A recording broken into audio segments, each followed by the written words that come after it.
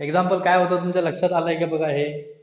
त्याने काय दिलेलं आहे, the point T -16 divides the line segment joining P -310 and Q 6 -8. Then we have to find the ratio in which the point P divides this segment PQ.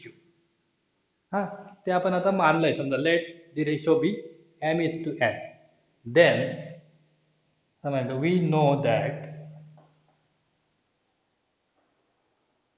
know that x is equal to, this x means the coordinate of the point which divides the segment PQ. X coordinate of the point which divides segment PQ. PQ ला divide करणारा जो point आहे त्याचा x coordinate काढण्याचा formula आहे. x is equal to mx2 plus nx1 divided by m plus n. By putting the value in this formula, we will get here x is equal to -1. -1 is equal to m, that we have to find x2. Here x2 means 6, m into 6 plus n into x1. x1 is -3 divided by m plus n. By simplifying, we will get, if we get this m plus n to the left side, then we will get -1 into m plus n is equal to, हे m plus n इकडे divide आहे, तिकडे गेला ते multiply होत झाले, is equal to 6m, m into 6, that is 6m, -3 into n is -3n. Then we will simplify this. -m minus n, -1 ने याला मल्टिप्लाय केलं आपण, हे 6m आहे तिकडे आलं तर -6m, 3m इकडे आला तर ते पॉझिटिव्ह होतील, plus 3n is equal to 0. Then by simplifying this, we will get a linear equation in two variable. m minus 6m, that is -7m, minus n plus 3n, that is plus 2n is equal to 0. आता यामधून आपल्याला m आणि n चे काही separate value काढायची गरज नाही आहे, आपल्याला तो रेशोच काढायचा आहे फक्त. म्हणून आपण या ठिकाणी काय करू शकतो, -7m इज इक्वल टू, हे 2n या साईडला नेले मी तर -2n असे मिळते. देन हा m आहे तसा इथे मी लिहितोय m, आणि n इकडचा इकडे आणला तर ते डिवाइड होईल, m/n इज इक्वल टू, हे -2 या साईडला आहेतच, हे -7 इकडे मल्टिप्लाय होते, इकडे गेल्यानंतर ते डिवाइड होतील. हे मायनस मायनस कॅन्सल होईल आणि आपल्याला मिळेल m/n is equal to 2/7. This ratio we have to find. जो रेशो आपल्याला काढायला सांगितला होता तो आपल्याला असा रेशो काढता येईल. बघा तुम्हाला समजलंय का एक एक्झाम्पल.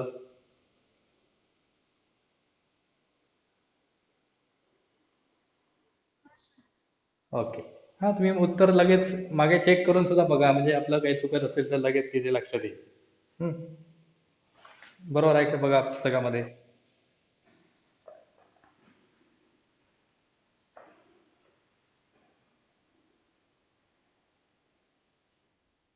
ओके ठीक आहे. आता आपण एक मिड पॉइंट जो फॉर्म्युला आहे ना त्यावर आधारित एक एक्झाम्पल घेऊया.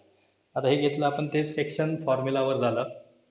तर मिड पॉईंटसाठीचं जर एक्झाम्पल बघितलं, कुठचं घेऊया बघा, त्या पुस्तकामध्ये पेज नंबर 115 वर आहे मला वाटतं.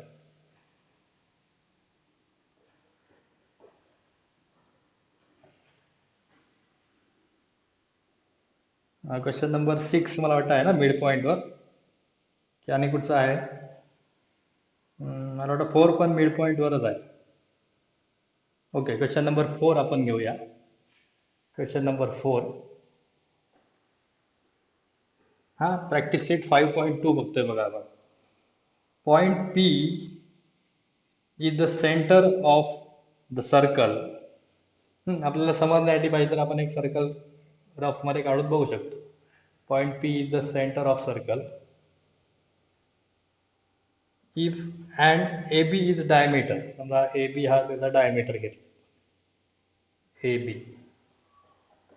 is diameter. Find the coordinate of point B. या B चे आपल्याला काढायचे आहेत. हा, if coordinate of A and P are, A चे coordinate दिलेले आहेत त्यांनी, A point चे coordinate दिलेले आहेत 2, -3 आणि P चे दिलेले आहेत या P point चे -2, 0. तर या बी चे आपल्याला काढायचे. हां, म्हणजे हा आता या ठिकाणी तुमच्या असं लक्षात आलं पाहिजे, ए बी हा जर डायमीटर असेल, हां, if A B is the diameter of the circle, then the point P is the mid point. P हा जो पॉइंट आहे तो mid point of this segment A B. मग या मिड पॉइंट मध्ये जो मिड पॉइंट असतो त्याचे कोऑर्डिनेट जे आहे ते आपण एक्स वाय कन्सिडर करायचे. हा, पहिला पॉईंट जो आहे म्हणजे हा पॉईंट, याचे कोऑर्डिनेट आपण x1 y1 असे कन्सिडर करणार आणि दुसरा पॉईंट जो आहे त्याचे कोऑर्डिनेट x2 y2 असे कन्सिडर करायचे. म्हणजे ते फॉर्म्युलानुसार जाण्यासाठी. हा, मग असं म्हणायचं लेट, असं म्हणा P XY is midpoint of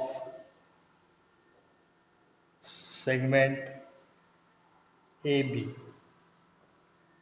हा, मग A चे कोऑर्डिनेट जे आहेत 2, -3 हे आपण x1 y1 असे कन्सिडर केले आणि B पॉईंट जो आहे त्याचे कोऑर्डिनेट आपल्याला काढायचे आहेत ते x2 y2 असे कन्सिडर केले.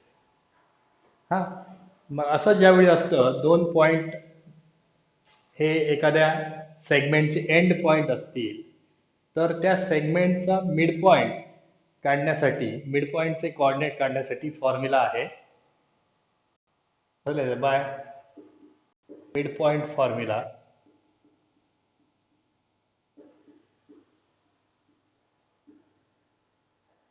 हा, x इज इक्वल टू, काल आपण बघितलं x1 प्लस x2 अपॉन 2.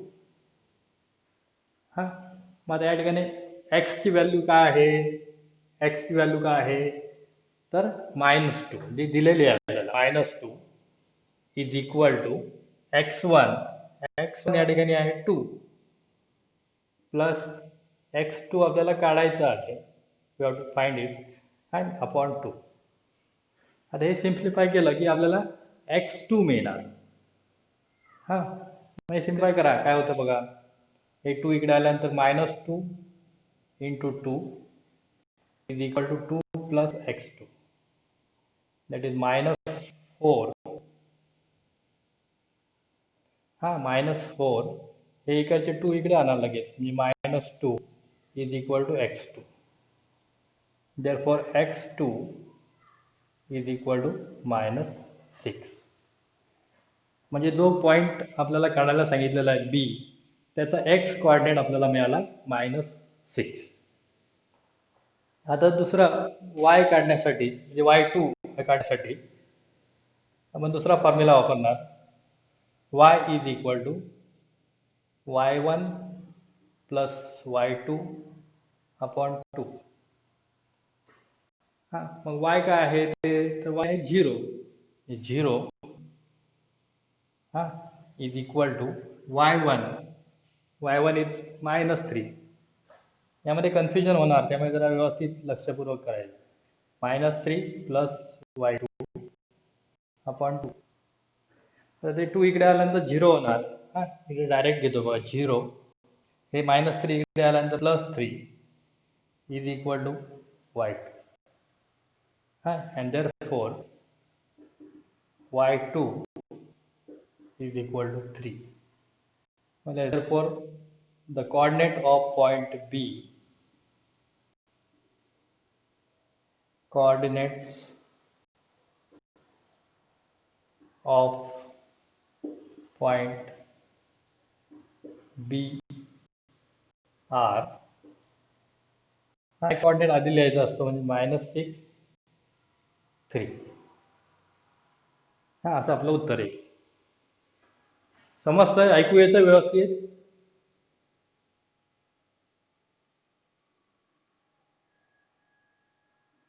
येत आहे ना? ओके, ठीक आहे. आज तुमची रिझल्ट कालच्या पेक्षा चांगली आहे. मागचे 2 दिवस फारच कमी होते. चांगली म्हणजे फार चांगली नाही तरी पण 17 ठीक आहे. कालपर्यंत 10, 11, 12 पर्यंत होते. ठीक आहे. आता आपण 2 फॉर्म्युलावर एक्झाम्पल सोडवले. एक म्हणजे सेक्शन फॉर्म्युला सोडवलाय, मिड पॉइंट वर एक सोडवलं. आता तिसरा आहे तो सेंट्रॉइड फॉर्म्युला. सेंट्रॉइड म्हणजे काय हे काल आपण सांगितलंय बघा. काल जे नव्हते त्यांनी जरा पुस्तक वाचा. काही प्रॉब्लेम असेल तर मला सांगा. तो दोन्ही मी कालचे परवाचे दोन्ही लेक्चर्स रेकॉर्ड पण केलेली आहेत. आणि ती तिन्ही आजचं झालं की मी तिन्ही एकदम तुम्हाला उद्या त्याची लिंक पाठवतो. हां, यूट्यूबवर अपलोड केल्यानंतर ज्यांना चुकलंय त्यांनी पुन्हा बघू शकता.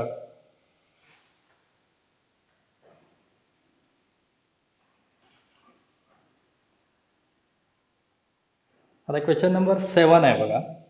Find the centroids of the triangles whose vertices are given below. आणि त्यामध्ये पहिला क्वेश्चन दिलेला आहे 7 मध्ये पहिला. हे ट्रायंगलचे 3 व्हर्टायसेसचे कोऑर्डिनेट दिलेले आहेत. -7 6, दुसरा आहे 2 -2 आणि तिसरा आहे 8 5.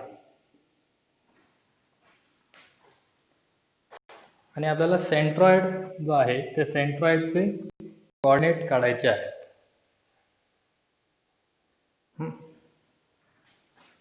Late the centroid of triangle B, त्यात जी लेटर वापरतात जनरली म्हणून जी वापरतो. जी एक्स वाय म्हणजे ते एक्स वाय हे त्याचे सेंट्रॉइड जो आपल्याला काढायचा आहे त्याचे कोऑर्डिनेट आहे. हां, मग आता हे 3 पॉईंट जे दिलेत ते आपण कन्सिडर काय करणार. तर पहिला पॉईंट जो आहे तो x1 y1, दुसरा आहे तो x2 y2 आणि तिसरा पॉईंट जो आहे तो x3 y3. हां, ते पण माना. -7 6 हा जो आहे त्याला आपण x1 y1 मधला,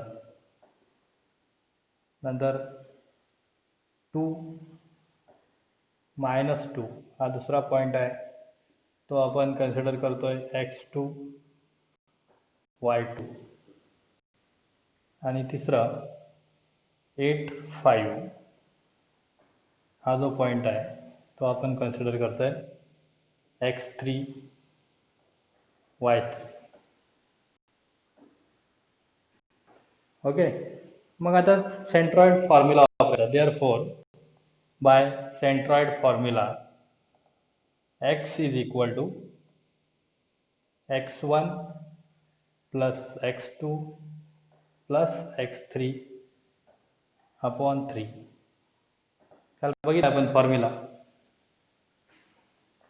एक्स म्हणजे सेंट्रॉइडचा आपल्याला एक्स कोऑर्डिनेट काढण्यासाठी फॉर्म्युला आपण वापरणार.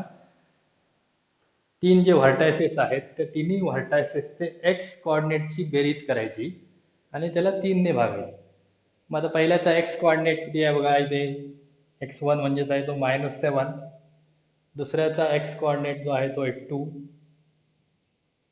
प्लस तिसऱ्याचा जो एक्स कोऑर्डिनेट आहे तो आहे 8.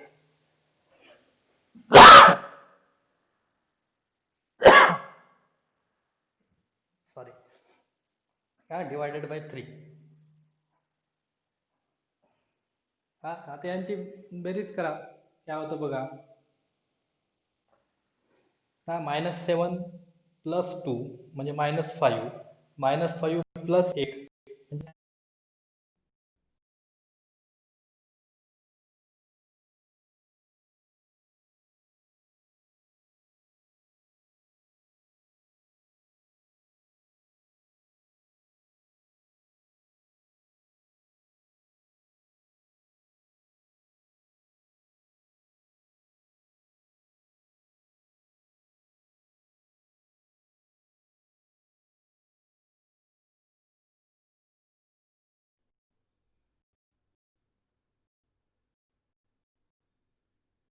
Hello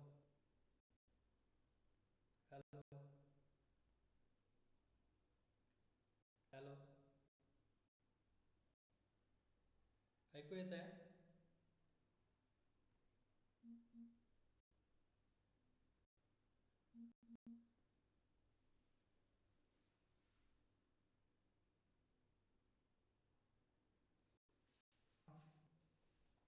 That will be equal to 3 upon 3, that is 1. Therefore x coordinate of this centroid is 1. Now we have to find the y coordinate. For that there is same formula for y coordinate.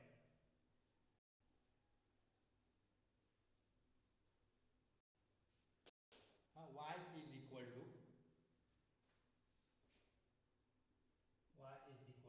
y1 plus y2 plus y3 upon 3.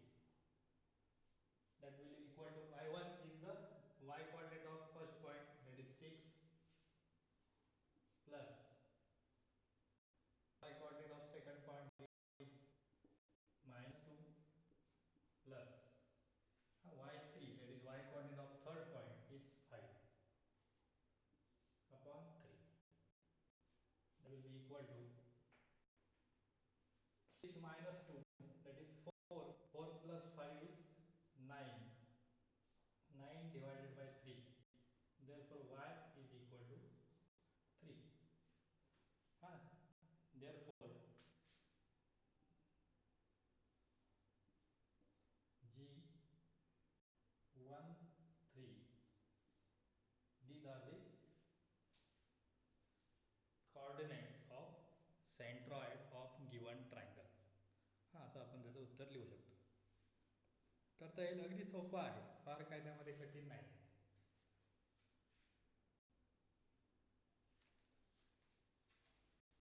आता यामध्ये आणि काही questions माझ्या पेजवर पण आहेत बघा. 8, 9, 10, 11, 12 यामध्ये काही कमी झालेलं नाही ना? सगळे क्वेश्चन आहेत मला वाटतं.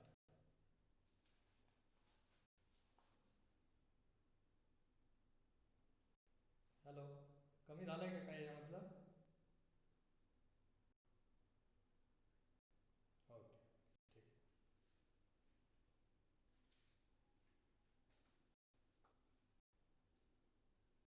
अजून एखादा क्वेश्चन बघूया. यामधले तुम्ही क्वेश्चन सोडवा. काल पण तुम्हाला सांगितलं होतं ते तुम्ही सोडवलेत का बघा सगळ्यांनी. सेजलने एकटीने फक्त मला सोडवून ते पाठवले, बाकीच्यांनी सोडवलेत का बघा.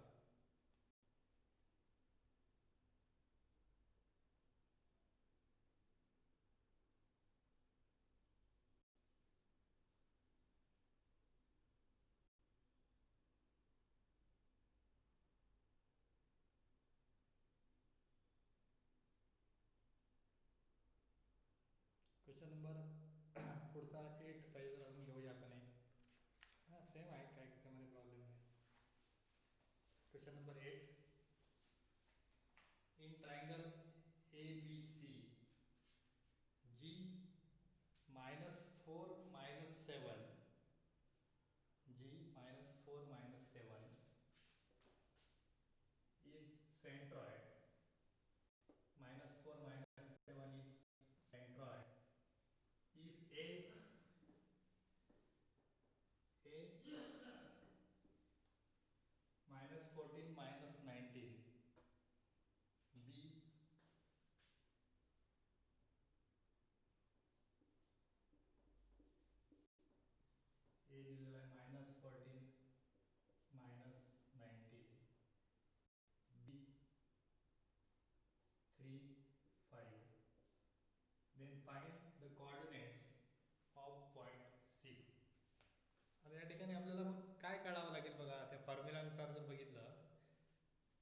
म्हणजे आपण सेंट्रॉइड जो असतो तो आपण एक्स वाय म्हणतो. पहिला पॉईंट दिला तो आपण x1 y1 म्हणतो. दुसरा पॉईंट जो दिला तो आपण x2 y2 म्हणतो. मग तिसरा जो पॉईंट आहे तो म्हणजे काय असणार x3 y2. म्हणजे सेम फॉर्म्युला आपण फक्त आता आपल्याला x3 ची आणि y3 ची व्हॅल्यू काढायला पाहिजे. x आणि y ची व्हॅल्यू त्यांनी आपल्याला ऑलरेडी दिलेली आहे. तुम्ही करू शकता ना, सोपं आहे.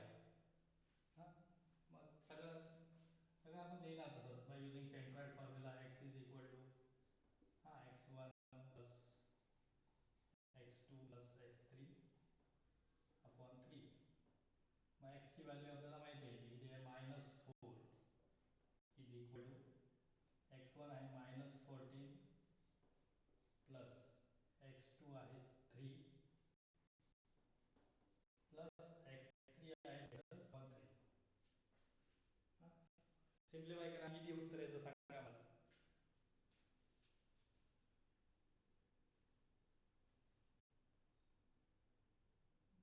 बघा सगळे मायनस 12 होतील ना, ते -12 आणि इकडचे -11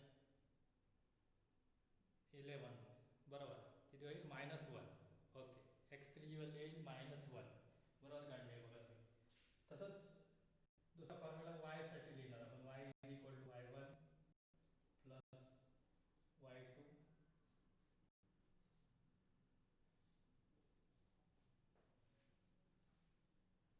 okay, y1 plus y2 plus y3 upon 3. मग y ची व्हॅल्यू या ठिकाणी आता आपल्याला माहिती आहे y इज -7. तर -7 इज इक्वल टू y किती आहे बघा -19, y2 इज 5 आणि y3 आपल्याला काढायचं आहे अपॉन 3. हे पण थोडं सिम्प्लिफाय करा, किती येतं बघा.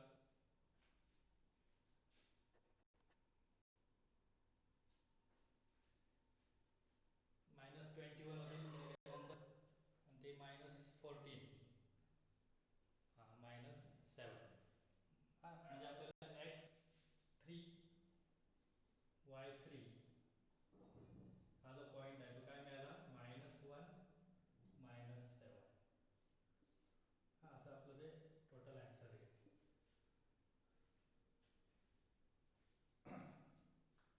ओके, हां ठीक आहे. आता आपल्याकडे 10 मिनटं फक्त शिल्लक आहे. हां, आता हा चॅप्टर एवढे एक्झाम्पल झाल्यानंतर हा चॅप्टर संपला आहे. मग यावर प्रॉब्लेम सेट बघायला लागेल आपल्याला. प्रॉब्लेम सेटमध्ये फक्त स्लोपवरचे जे क्वेश्चन आहेत ते सोडवून उरलेले सगळे सोडवायला लागतील आपल्याला. हां, स्लोप ऑफ लाईन हा एवढाच भाग जो आहे ना तो कॅन्सल झालेला आहे पुढचा.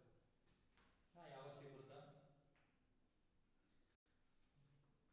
मग त्यामध्ये राहिलेले क्वेश्चन किती आहेत ते बघा. 1-2 दिवसामध्ये कंप्लीट करा. प्रॉब्लेम सेट 5 आहे बघा. त्यामध्ये स्लोपचा भाग जो आहे तो हां, स्लोप ऑफ लाईन पूर्ण कंप्लीट केलेला आहे. तो पूर्ण स्लोपवरच आहे ना, त्यामुळे तो कंप्लीट नाही आहे. बघा एकदा परत, तुम्ही लिहून घेतलंय का पुस्तकामध्ये, मार्क करा. पूर्णच नाही आहे मला वाटतं.